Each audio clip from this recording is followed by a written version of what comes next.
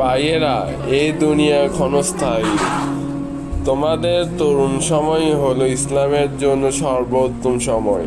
নবীজি সাল্লাল্লাহু আলাইহি সাল্লাম বলেছেন যে তরুণ তার যৌবনকাল আল্লাহর পথে ব্যয় করেছে, কিয়ামতের দিন সে আরশের ছায়ায় থাকবে।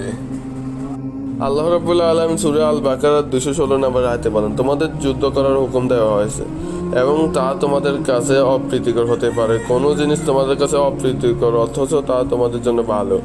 আবার হতে পারে তোমরা যা পছন্দ করো অথচ তা তোমাদের জন্য খারাপ। আল্লাহ জানেন, তোমরা জানো না। আল্লাহ আমাদের জন্য যুদ্ধ অবধারিত করেছেন, ইভেন যদি তা আমাদের অপছন্দ হয়, কারণ যা আমরা অপছন্দ করি তাতেই হতে পারে আমাদের কল্যাণ।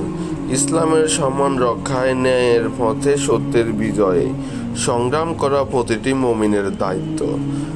ভয় নয়, আল্লাহর উপর ভরসা রাখো, কারণ তিনিই জানেন, আমরা জানি না। ইসলামে আছে, যখন কোনো মুসলিম জাতি আল্লাহর পথে যুদ্ধ করে না, তখন আল্লাহ রাব্বুল আলামিন ওই মুসলিম জাতিকে ধ্বংস করে আবার নতুন এক মুসলিম জাতি ওই স্থান থেকে উঠিয়ে দেন।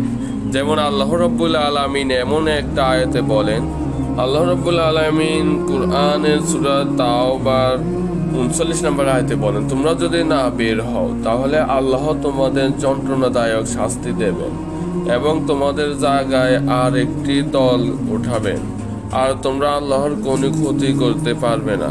তিনি সব জিনিসের উপর শক্তিশালী। আজকে এই প্রোগ্রামটি এখানেই শেষ হলো। আসসালামু আলাইকুম। ভাই, আজ বুঝলাম ইসলাম শুধু নামাজের নয়, এটি সারা বিশ্বে বাস্তবায়নের জন্য। এই সংগঠনে আমি শুধু ভাই নয়, হয়ে উঠেছি উম্মার এক সৈনিক। আচ্ছা চলো আমরা এখন বাড়ি যাই। আমাদের চ্যানেলে আরও সুন্দর সুন্দর ভিডিও আছে, দেখে নেবেন। আর ভিডিওটি সুন্দর লাগলে মতামত কমেন্টে জানিয়ে দিন। আর এরকম আরও ইসলামিক ভিডিও দেখতে আমাদের চ্যানেলটি সাবস্ক্রাইব করুন।